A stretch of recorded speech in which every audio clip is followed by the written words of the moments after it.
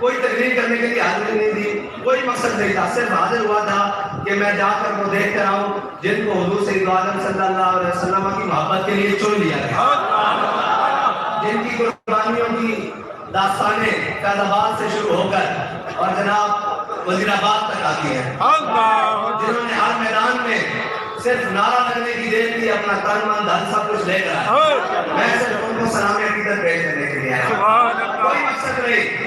کوئی بات نہیں، کوئی سیٹ نہیں، کوئی سیاست نہیں، کوئی سب کچھ، بڑے اس بلا میں میری بلا، ہمارا تو مقصد یہی ہے کہ حضور کا نام بلند ہو جائے، اور یہی مقصد ہے کہ بابا جی ہمیں بتا سکتے ہیں رہے گا یوں ہی ان کا، رہے گا یوں ہی ان کا، رہے گا یوں ہی ان کا۔ ایک گل ہے، میں آیا بڑے دلیران کو لگا کہ نعرہ میری چاہتا نہیں لگا، یعنی نعرہ میرے مدار کا نہیں لگا، زندان میں بھی نہ گئی شورش اپنے جنوں کی، اب سنگ مداوع